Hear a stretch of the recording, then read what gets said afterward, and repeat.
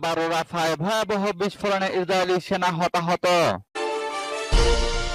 আরো বিস্তারিত জানিয়ে দিব। এদিকে মাটির নিচের ড্রোন ঘাঁটি দেখালো ইরান। এবার যুদ্ধবিরতি ঘোষণার 3 ঘন্টা পরই কাশ্মীরে হামলার খবর।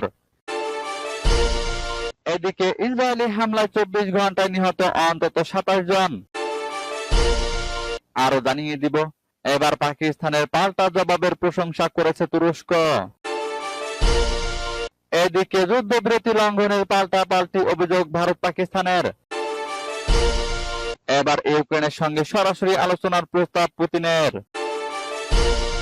এবং সর্বশেষে জানিয়ে দিব, এদিকে ইয়েমেনে বিমান হামলা বন্ধের ঘোষণা ট্রাম্পের। শুনছিলেন সংবাদ শিরোনাম, এখন বিস্তারিত। তবে তার আগে অনুরোধ থাকবে এই ভিডিওতে একটি লাইক দিন এবং কমেন্টস করে জানিয়ে দিন আপনি কোন জেলা থেকে বা কোথায় থেকে আমাদের সাথে যুক্ত রয়েছেন, এবং সংবাদের সর্বশেষ গুরুত্বপূর্ণ আপডেট পেতে চ্যানেলটি সাবস্ক্রাইব করে আমাদের সঙ্গে থাকুন। এবার রাফায় ভয়াবহ বিস্ফোরণে ইসরায়েলি সেনা হতাহত। অবরুদ্ধ গাজা উপত্যকার দক্ষিণে রাফা শহরে এক বিস্ফোরণে ইসরায়েলি সেনাবাহিনীর গোলানি ব্রিগেডের বেশ কিছু সদস্য নিহত ও আহত হয়েছেন। বৃহস্পতিবার ইসরায়েলি গণমাধ্যমের বরাত দিয়ে আল জাজিরা জানিয়েছে, গোলানি ব্রিগেডের সেনারা একটি ভবন উড়িয়ে দিতে গিয়ে ওই বিস্ফোরণের শিকার হন। এদিকে এই ঘটনার উপর বর্তমানে ইসরায়েলি গণমাধ্যমে নিষেধাজ্ঞা জারি রয়েছে, সেই সঙ্গে সরকারিভাবেও কোনো মন্তব্য দেওয়া হয়নি। তবে রাফা শহরের প্রত্যক্ষদর্শীরা আল জাজিরাকে জানিয়েছেন, সেখানে একটি বড় ধরনের বিস্ফোরণ ঘটে। পরে ইসরায়েলি হেলিকপ্টার এসে হতাহত সেনাদের উদ্ধার করে নিয়ে যায়। অনেকে মনে করছেন সেখানে ধ্বংসস্তূপের নিচে এখনো ইসরায়েলি সেনা আটকে রয়েছেন। এলাকাটিতে তীব্র সংঘর্ষ চলছে বলেও তারা জানান। এদিকে হামাস জানিয়েছে, রাফা শহরের পূর্বে আল জেনেইনা এলাকায় তাদের যোদ্ধারা ইসরায়েলি বাহিনীর সঙ্গে অনেকটা মুখোমুখি তীব্র সংঘর্ষে লিপ্ত রয়েছে।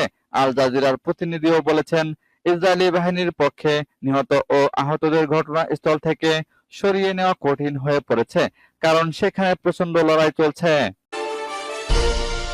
এদিকে মাটির নিচে ড্রোন ঘাঁটি দেখালো ইরান। মাটির নিচে বিশাল ড্রোন ঘাঁটি গড়ে তুলেছে ইরান। এবার সেই গোপন ড্রোন ঘাঁটি সবার সামনে উন্মোচন করল মধ্যপ্রাচ্যের প্রভাবশালী দেশটি। দেশটির রাষ্ট্রীয় টেলিভিশনের প্রতিবেদনে বলা হয়েছে, ঘাঁটিটি আধুনিক প্রযুক্তিতে সজ্জিত। যুক্ত হয়েছে নতুন প্রজন্মের ড্রোন প্রযুক্তি, যা দ্রুততার সঙ্গে শত্রুর অবস্থান শনাক্ত ও হামলার সক্ষমতা রাখে। তেহরান বলছে, সমুদ্রপথে আক্রমণ প্রতিহত করতে গুরুত্বপূর্ণ ভূমিকা পালন করবে ঘাঁটিটি। স্থানীয় সময় গত বৃহস্পতিবার রাষ্ট্রীয় টেলিভিশনে সম্প্রচারিত হয় ভূগর্ভস্থ এক ড্রোন ঘাঁটির ভেতরের চিত্র। যদিও এ দৃশ্যের সময় স্থান অজানা, তবে বার্তা স্পষ্ট, যুদ্ধের জন্য প্রস্তুত তেহরান। ঘাঁটিতে পরিদর্শনে যান দেশটির বিপ্লবী গার্ড বাহিনী আইআরজিসি প্রধান হুসেইন সালামি ও নৌবাহিনীর কমান্ডার আলী রেজা তাংছিরি। আন্ডারগ্রাউন্ড এই ঘাঁটির ভেতর থেকে তোলা একটি ভিডিও ফুটেজ সম্প্রচার করা হয়। তাতে দেখা যায় ছোট বড় বিভিন্ন ধরনের ড্রোন, যেগুলো সমুদ্র প্রতিরক্ষা ব্যবস্থায় ব্যবহারের জন্য প্রস্তুত রাখা হয়েছে। গোটা ঘাঁটি নির্মিত হয়েছে গোপনীয়তা বজায় রেখে। এবার যুদ্ধবিরতি ঘোষণার 3 ঘন্টা পরই কাশ্মীরে হামলার খবর। ভারত পাকিস্তানে যুদ্ধবিরতির ঘোষণার মাত্র 3 ঘন্টা পরই ফের সীমান্তে উত্তেজনার খবর পাওয়া গেল। ব্রিটিশ সংবাদ মাধ্যম রয়টার্সের প্রতিবেদনে জানা যায়, ভারত নিয়ন্ত্রিত জম্মু কাশ্মীরের শ্রীনগর সহ একাধিক জায়গায় গোলাগুলির শব্দ পেয়েছে সেখানকার বাসিন্দারা। যদিও যুদ্ধবিরতি লঙ্ঘনের বিষয়ে ভারত ও পাকিস্তানের সামরিক বাহিনীর পক্ষ থেকে কোনো মন্তব্য করা হয়নি। জম্মু কাশ্মীরের মুখ্যমন্ত্রী ওমর আবদুল্লাহ বরাতে ভারতীয় সংবাদ মাধ্যম ইন্ডিয়া টুডে জানায়, শনিবার রাতে জম্মু কাশ্মীরের শ্রীনগরে বিস্ফোরণের ঘটনা ঘটেছে, তবে হামলায় হতাহতের কোনো খবর পাওয়া যায়নি। স্থানীয় সময় রাত 8:53 সামাজিক যোগাযোগ মাধ্যম এক্সে ওমর আবদুল্লাহ লেখেন, যুদ্ধবিরতি কি হলো? শ্রীনগরে আবারও বিস্ফোরণের শব্দ শোনা যাচ্ছে। রাত 9:10 তিনি আরো একটি পোস্টে লেখেন, সত্যিই কোনো যুদ্ধবিরতি হয়নি।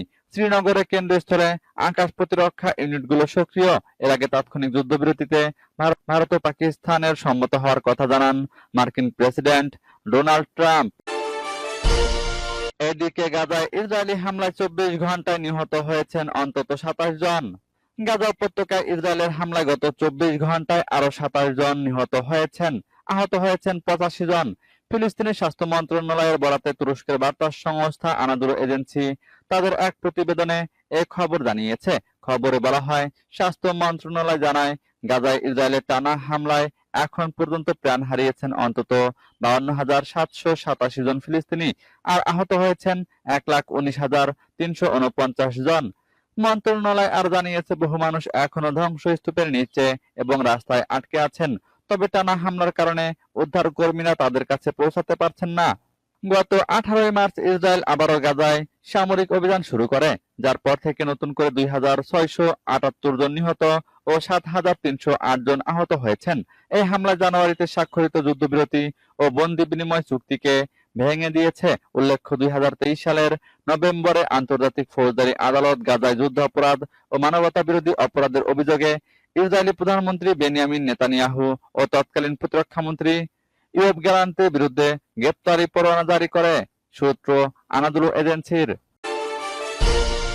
এবার পাকিস্তানের পাল্টা জবাবের প্রশংসা করেছে তুরস্ক। ভারতীয় হামলার পর পাকিস্তানের পাল্টা জবাবের প্রশংসা করেছে তুরস্ক।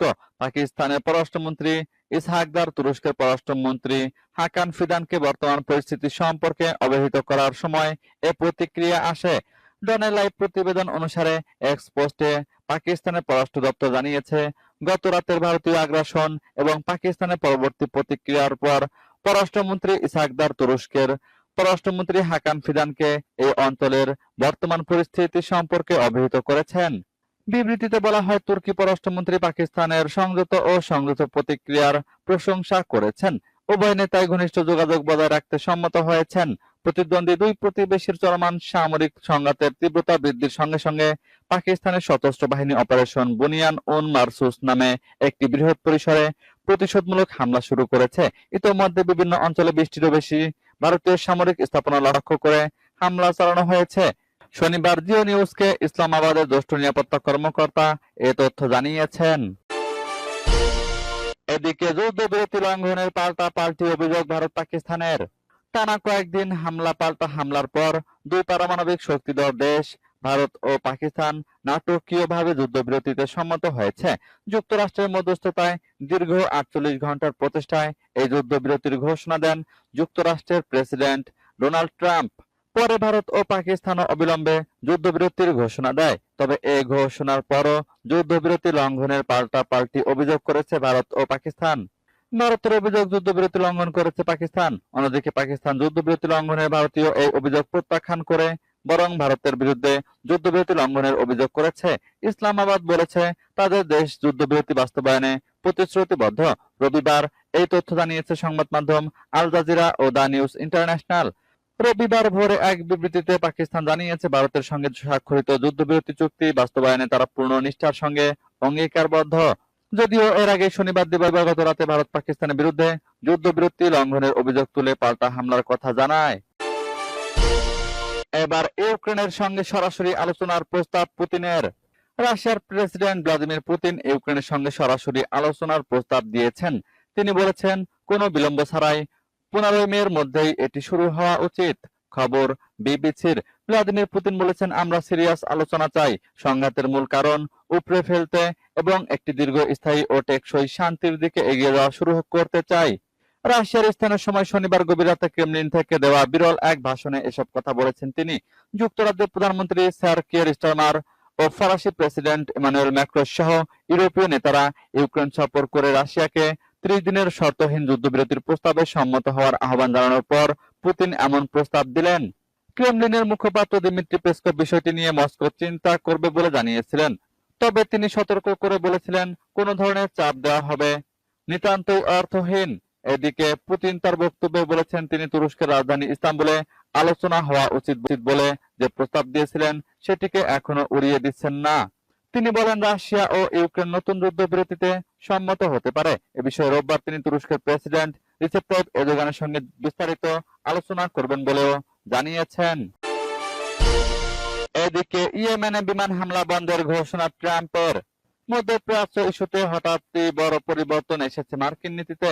ইয়েমেনে বিমান হামলা বন্ধের ঘোষণা দিয়েছেন মার্কিন প্রেসিডেন্ট ডোনাল্ড ট্রাম্প। এক বিবৃতিতে এই ঘোষণা দেন তিনি। ওভাল অফিসে কানাডার প্রধানমন্ত্রী মার্ক কার্নির সাথে বৈঠকের পর ট্রাম্প বলেন, মার্কিন শর্তে রাজি হয়েছে ইয়েমেনের বিদ্রোহীরা। এখন থেকে সশস্ত্র গোষ্ঠীটি বাণিজ্যিক জাহাজে হামলা বন্ধ রাখবে। তারই ফলশ্রুতিতে ইয়েমেনে বিমান হামলা বন্ধ করবে যুক্তরাষ্ট্র।